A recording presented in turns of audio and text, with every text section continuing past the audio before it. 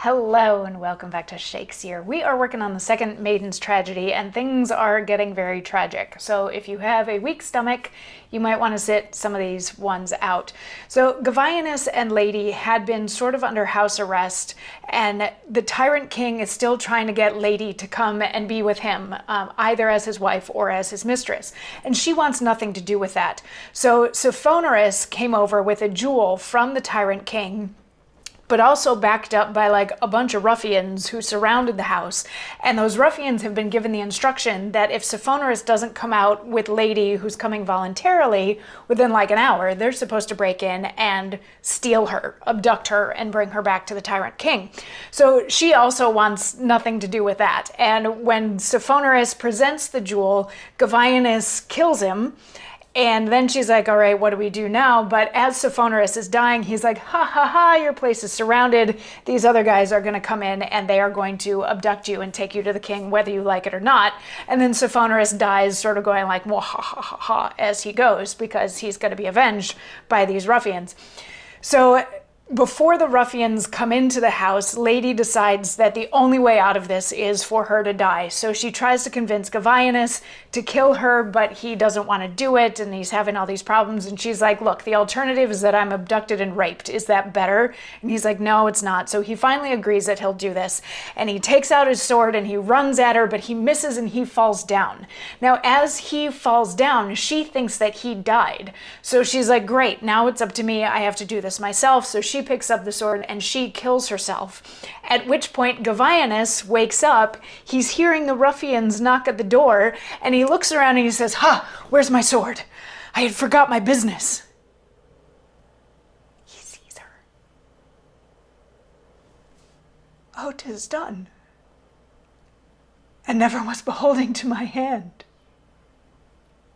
Was I so hard to thee, so respectless of thee, to put all this to thee? Why, it was more than I was able to perform myself, with all the courage that I could take to me.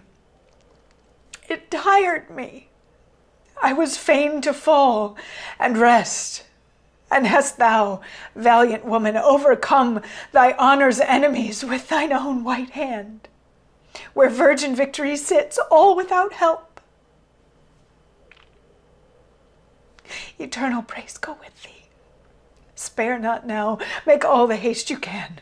I'll plant this bawd against the door, the fittest place for him, that when with ungoverned weapons they rush in, blinded with fury, they may take his death into the purple number of their deeds, and wipe it off from mine.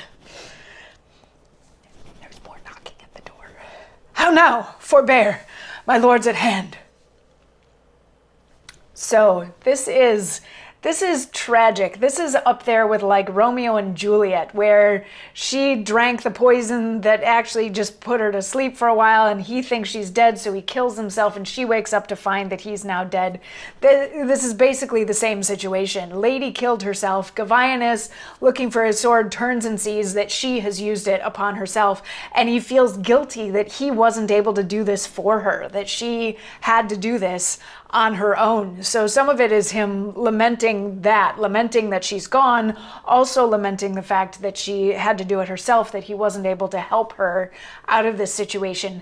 But then he pivots and he decides that he needs to put Sophronis' body up against the door. So when the ruffians break in, they will kill Sophronis, and then he'll sort of be absolved of Sophronis' death. So he takes Sophronis' body and puts it up against the door, and the ruffians are knocking, and they break in, and as expected, when they break in, they run through Sophronis with their swords, but they have absolutely no guilt about killing Sophronis. There's like, where's the lady? We're supposed to get the lady. We're supposed to take her back. And Govianus is like, take a look. And they see that she is dead on the floor. And they're like, well, I guess it's probably a good thing then that we killed this Sophronis guy, because that's doing the king a favor. He's not going to have to do it now. But they're like, her being dead is really going to upset the king. This isn't going to be fun to have to deliver that news. So they take Sophronis' body and they leave. And Govianus gets to have another monologue that we will hear tomorrow before the scene is over. So I'll see you then for that. Mwah.